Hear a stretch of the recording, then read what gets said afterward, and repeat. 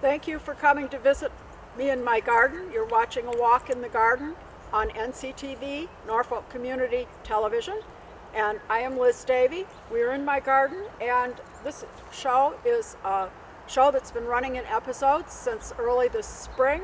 It's now December, and we're out in the garden, but there isn't a whole lot to do this season. Most of it's already been done. But if you haven't watched the last few episodes, I'll just review a little bit about how we've prepared for winter.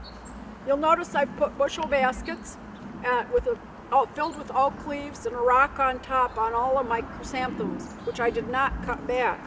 I've mounted some compost around rose bushes, each of them at their base, to cover any root area around that rose. I've also filled a few containers with greens throughout my front and back gardens, just trimmings off my pines. You need to prune your pine trees in the early spring, in the winter, and this is a good time to do it, and the holly as well. It put on good growth this summer, and we're topping it a little bit and using that for decorations. I've cut down most of my perennials from this garden. Others have just died back. I have left a few things. I've left some sedum over here, just to get a little winter interest in the garden. Sometimes I leave things that have seeds on them, like grasses, so that the birds can have something to eat. This is a tree peony. Regular peonies were cut back. The tree peony doesn't get cut back.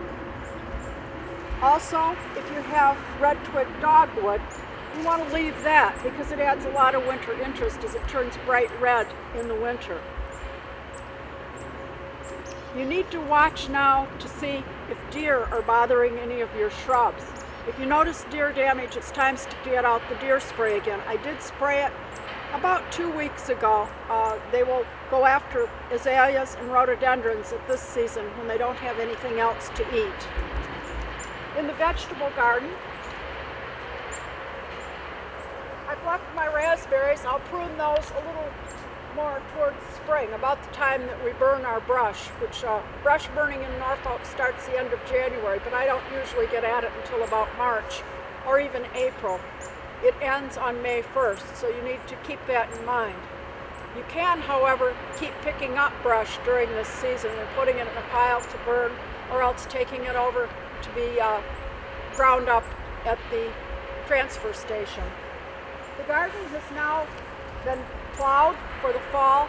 It was covered with leaves and also with the straw that I used for mulch, and it's been turned in, and it will kind of make its own compost over the winter. Some areas have been left. This is a row of garlic that was planted in October, and this row is parsley and strawberries. The parsley will come back next spring, and in fact, you could use the parsley right now. Although I wouldn't use it as a garnish, it has been frozen. In fact, it's probably still a little crunchy. But it still can be picked. Actually, this is pretty good. It isn't even crunchy. It's a little warmer today, and it's just fine to be used now. So you can have a little harvest in mid-December as we go. Most of the time, though, it's time to stay inside and do things indoors. Let the garden rest, and also let the gardener rest. But there are things you can do inside, and we're going to go inside and make a few Christmas decorations.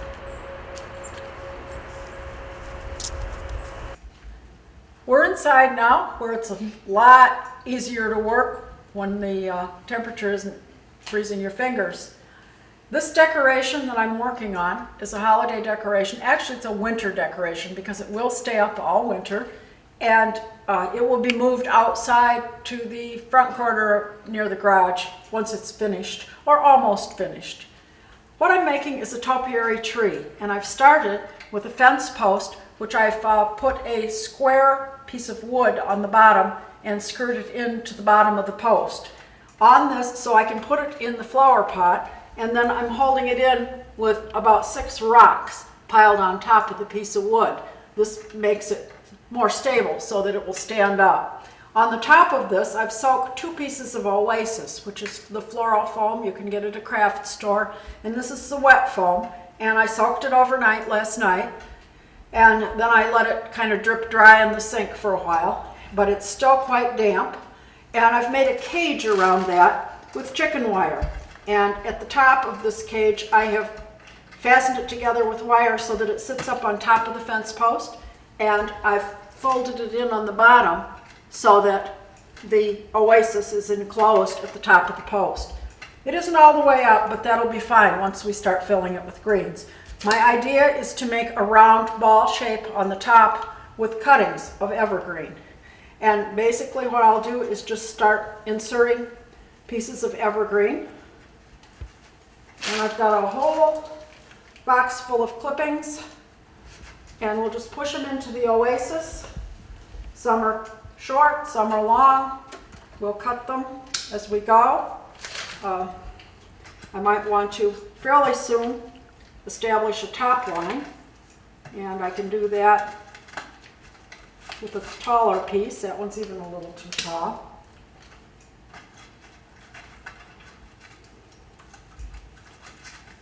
It's nice to use a variety of greens, and it works out well because you have a variety of shrubs that need to be clipped down a little bit. This is Japanese holly, and again, you can clip as you go.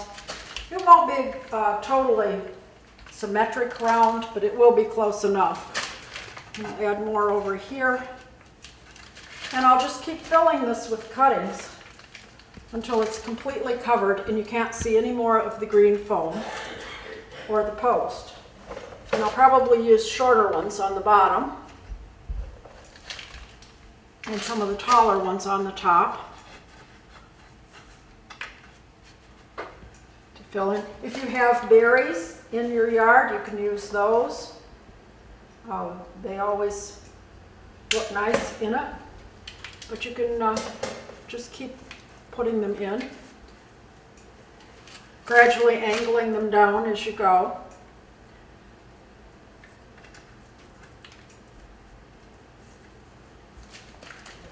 You could really make any shape that you'd like using wire and foam, and that's how they do it in the florist shops.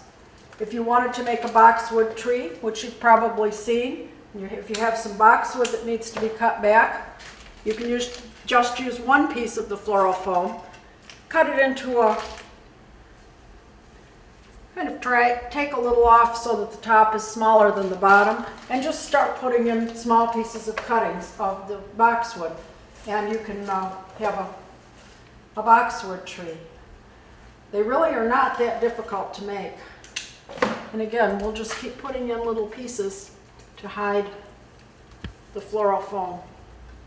The ones on the sides will go out pretty much at a 90-degree angle, and then we'll start angling down when we get down to this point. And I'll just fill in a little bit here in the front. And again, I have a variety of greens from various bushes that I've cut off.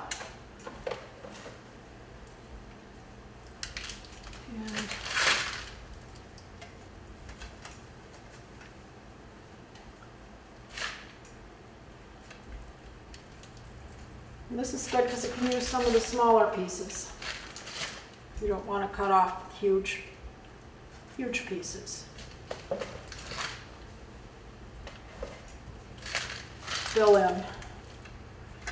Try to vary the greens around it. Let's see what I have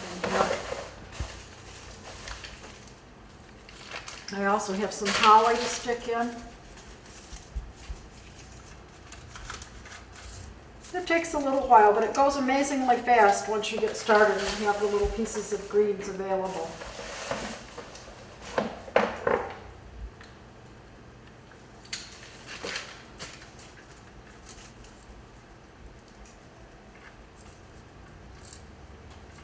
You can see the varied textures of the different ones.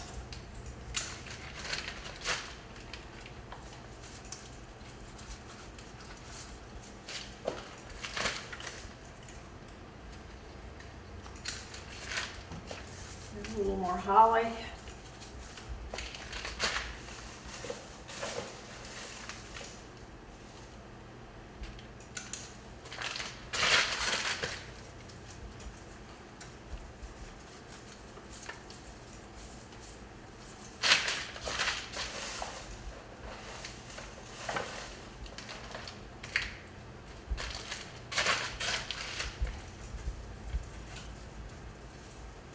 This will stay in pretty good shape until a little later in the season. I'm going to cut these back a little bit. It will stay pretty much all winter with cold weather. Once it gets outside, I will put some compost around the base on top of the rocks. And if I have it available, I might put some moss on top of that, tie a bow around the pole.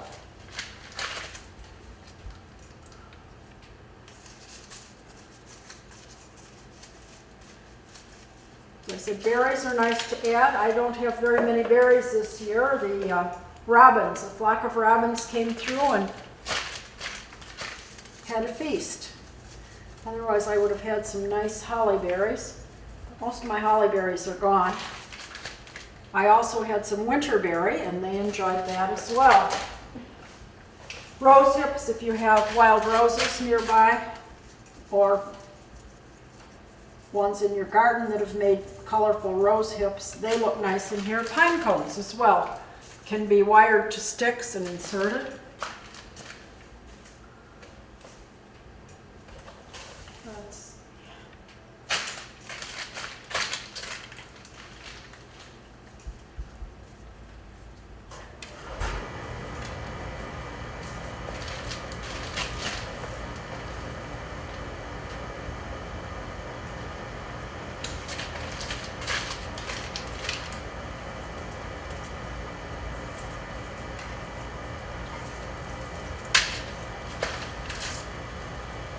Once you have inserted it into the material, if it comes out and you need to recut it before you put it back in, or it will not take up sufficient water.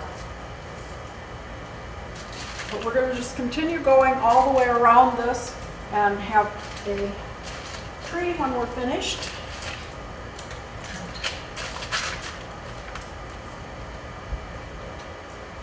You can see how it will progress.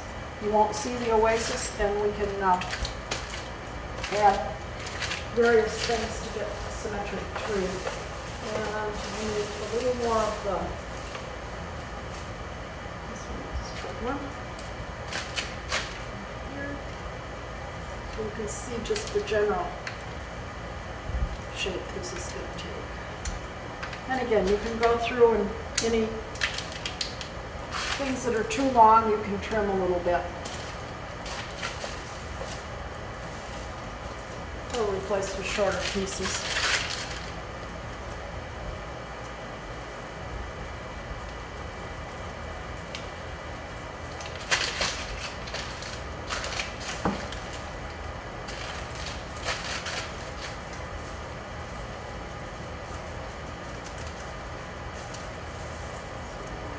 This way.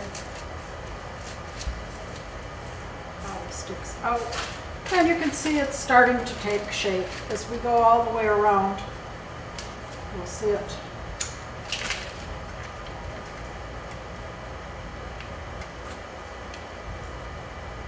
All kind of a mixed ball shape.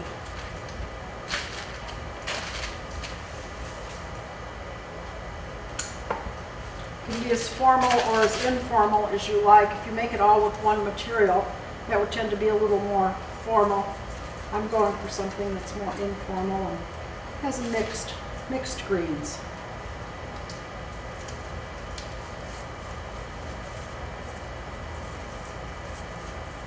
And we'll just keep going with that, and we'll have a picture when it's all finished. And you can see what it turns out when it's outside, what it's going to look like. Another thing I'm going to do with some garden things is I picked some blueberry branches.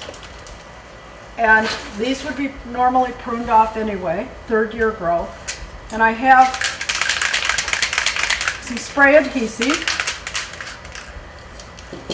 And what I'm going to do is spray these branches with the spray adhesive.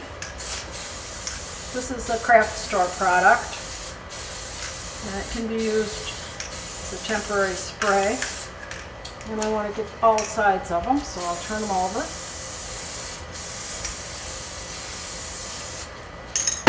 And then I'm going to sprinkle them with Epsom salt, which is available at the drugstore or grocery store.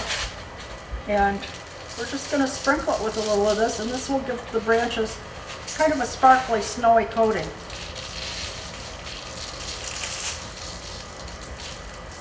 As it sticks to the adhesive.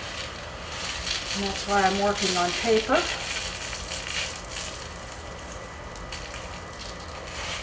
This tends to be a little sparkly in the light.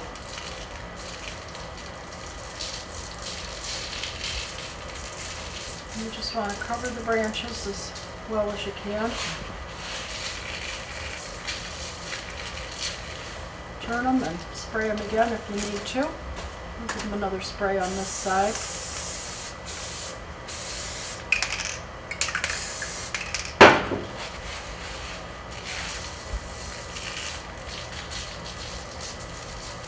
This gives a snowy coating. You could also use salt, I think. The adhesive wouldn't be enough to melt it. Of course, kosher salt probably would work just as well. Now that I have a little snowy coating on the branches, I'm going to put them into a vase so that they don't stick together here. And I'll just set them into this vase that has the clear marbles in them. This is more of a winter decoration. It can be either for Christmas, New Year's, or right on into spring. And then I'll find a branch and add a bird into the branch, and that would be a nice centerpiece on a winter table, perhaps with a white tablecloth, red napkins. It would make a nice winter dinner centerpiece. It's tall, but it's see-through, so that if you have people sitting on the other side of the table, you'll be able to see them, to talk to them. Now let's go in the kitchen and cook some things for the holidays. Right. Today I'm going to make a bread called a Santa Claus bread, and it makes a fun gift or just a fun bread to have at Christmas time. And I'm using about 1.5 pounds of dough. I made the dough, and my recipe makes enough for several of these breads. But you can also use 1.5 pounds of purchased bread dough. This dough is a little sweeter and kind of lemon flavored, but your regular bread dough will work pretty well for this too. I'm going to divide it in pieces. We need pieces for arms and a head and a body. And I'm going to put the body on a greased baking sheet. I'm going to put it down this way. You can make them taller and make legs, but I'm just going to put some feet on this one a little later. And we want to put a head on him. Give him a rather fat head. And every time you put a piece on, you brush the dough with a mixture of 2 egg yolks and a tablespoon of water.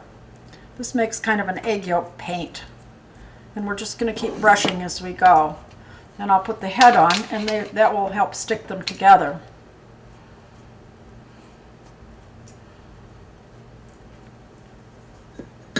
And I'm going to roll some arms. And I'll just roll those out into kind of a tube shape and attach them here at the top. And try to make them about the same size. And again, roll them. It's kind of like playing with clay, which is kind of fun to do. You might get young people involved with this process. We want to Again, coat each piece as you go with the egg yolk paint. Now I'll take 2 small pieces off and make some feet coming out from under his robe.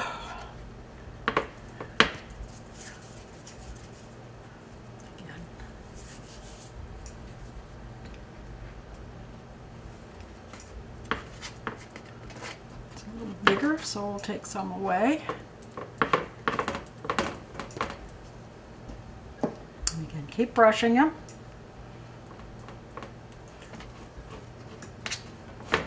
Those will be his little feet. Now, since it is a Santa bread, we want to give him a Santa hat. So I will flatten a piece, make it into a nice little triangle shape, and put it on his head. Remember, this is a yeast dough, so everything's going to puff up.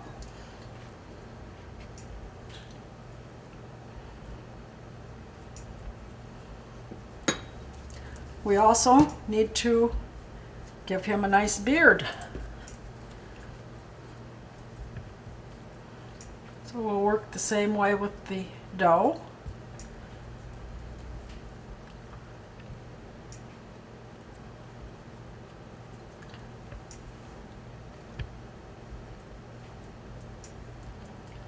Add a nice beard. Let's spread it out a little bit there.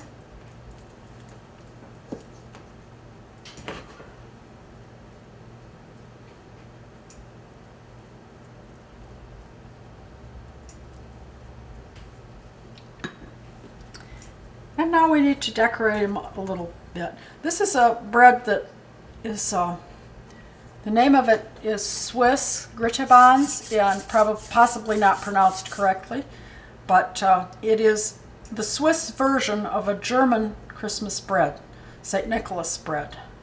The German version isn't as fancy as the Swiss. They basically just make a rough shape and then put it in some raisins for eyes. But the Swiss one's a little more decorative, and I guess they're found in Swiss bakeries, or once were, probably still are. Those are going to be his eyes. And let's give him a nose. Make a ball for a nose. And again, keep brushing as you go. Now I think he needs a mustache, so we'll add that.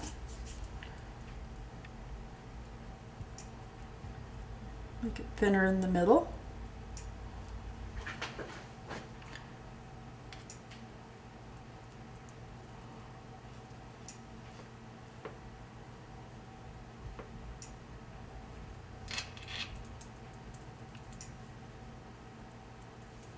And you can add a small little ball for a mouth.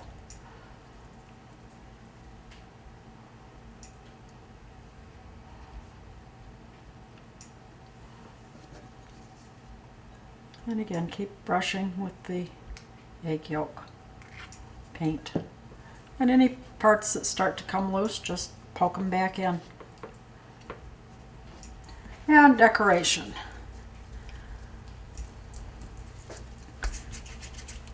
I'm going to take 2 pieces here, and I do have a little flour, might help. And I'm going to roll these very thin.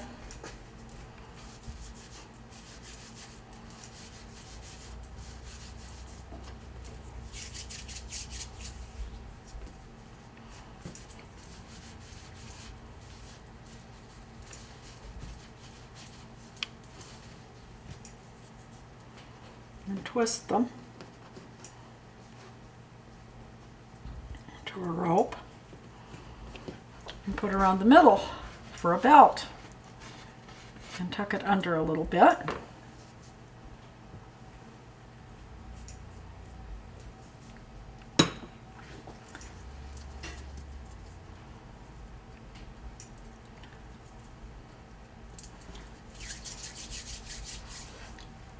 bit over each of his sleeves and tuck them under as well.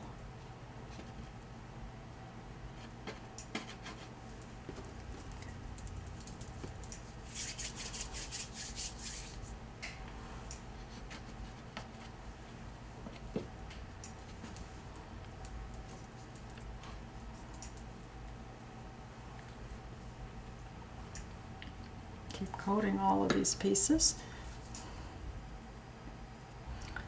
And then we'll do just a narrow piece for a hat band.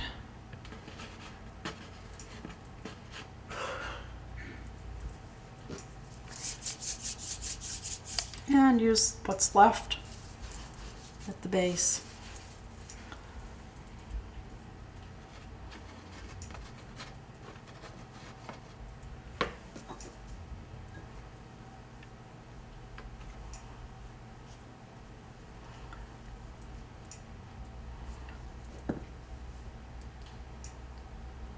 At this point, I'm going to set him aside, cover him with a towel, and he's going to rise for about 20 minutes.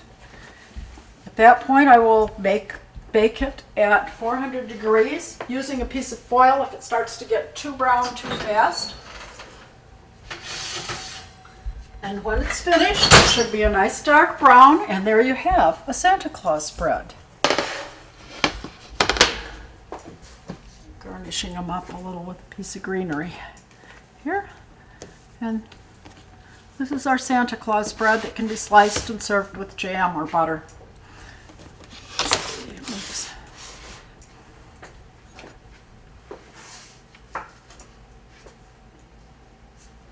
And the next thing we're going to make are a couple hors d'oeuvres, which can be used for either Christmas or New Year's. And I'm going to start with cream cheese. I'm going to give you the recipe as I go for, up the egg here. I'll give you the recipe as we go for a full recipe, which will make 2 of these cheese pine cones, but I'm only making 1 at this time. You'll see why in a moment. Starts with a package of cream cheese, and we're going to add a half a cup of mayonnaise to that.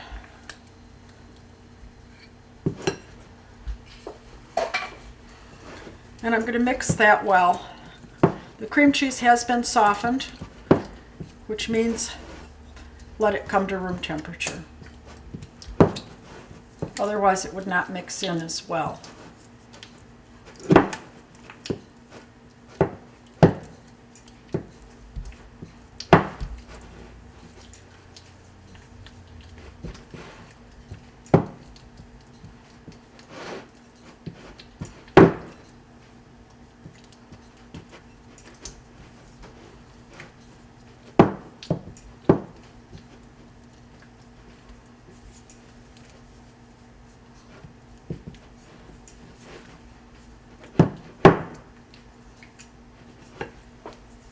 To that, I'm going to add a half a tablespoon or a tablespoon of chopped onion. You could use scallions if you have them. I don't, so I'm just using, and 5 strips of bacon, which have been cooked and crumbled. I like to bake bacon to cook it. It is fast and it's easy. I'm also going to add a 1/4 teaspoon of dill weed, and this is dill that I grew this summer. And it's been dried and crumbled into my container. So we'll add a half a teaspoon of that.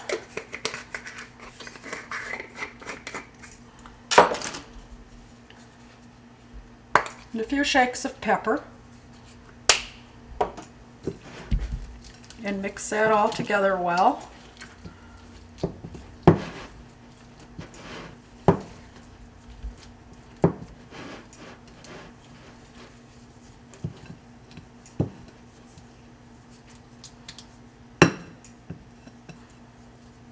And the next thing I'm going to do is cover it and put it in the refrigerator until it gets firm.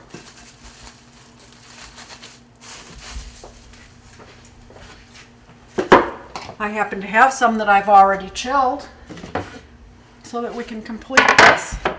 I'm going to put this out, and you can see it's quite a bit firmer, and I'll put it out on my serving tray.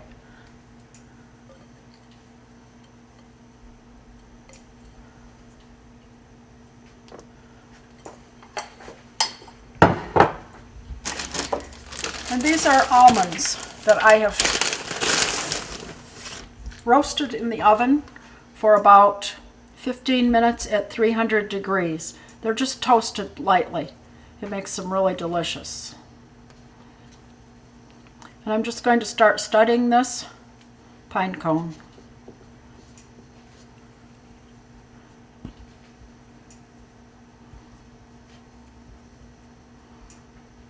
And the idea is to cover it with almonds, and it will look like a pine cone.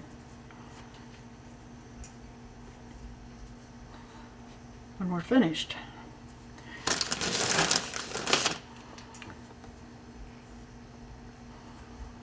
And the almonds, of course, are served with the dip when it's finished. Spread, I guess it's more of a spread than a dip.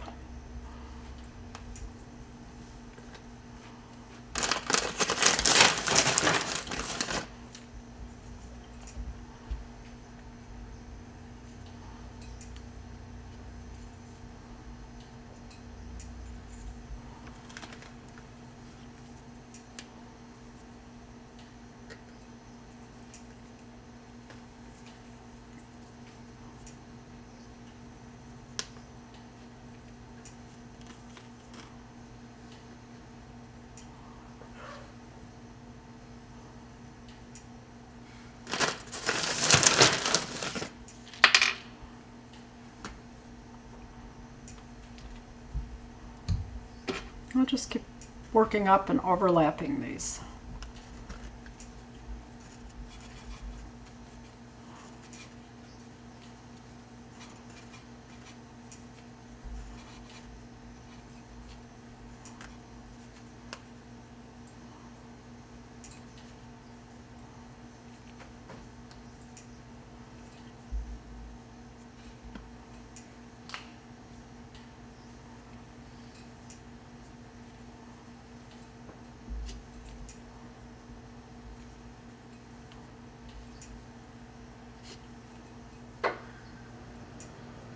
You can make these ahead of time and if you put them on a paper plate, they'll freeze quite well if you want to do something in advance.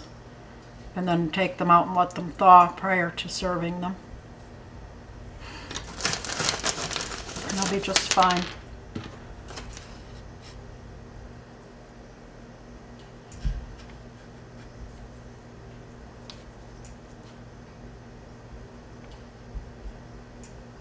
See, our pine cone is starting to form.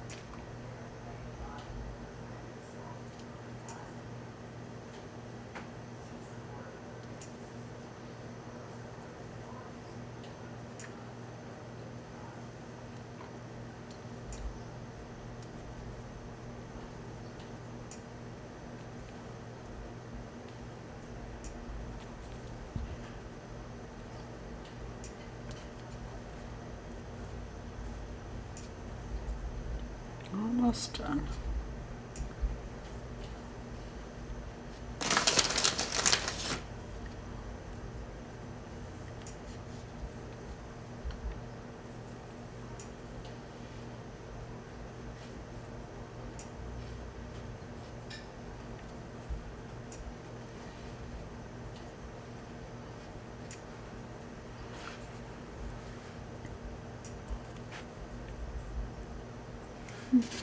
And look it over, and if you see any cheese peeking out, you can add a few more almonds to cover it. And then to fully appreciate that it's a pine cone, I'll add a few sprigs of pine at the top. And then we can serve it with some crackers around it. Now the next hors d'oeuvre I'm going to make, and I'll put this over this way,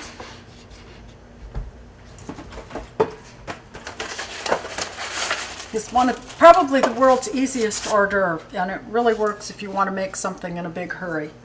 And what I'm using are mini phyllo shells, and these are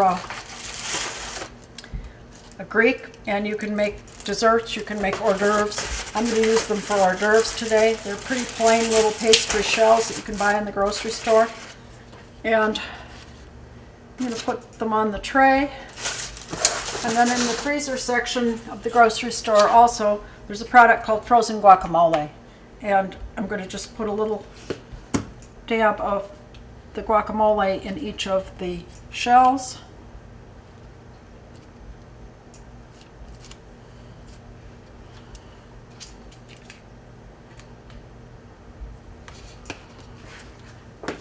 And then I'll top each of those with a shrimp. How easy can you get? You can make up several dozen of these in a real big hurry if you need something fast. And during this season, we're all working on something fast. I've chopped some of the parsley that I put in glass jars earlier on from the garden, and I'll just give it a little sprinkle of parsley.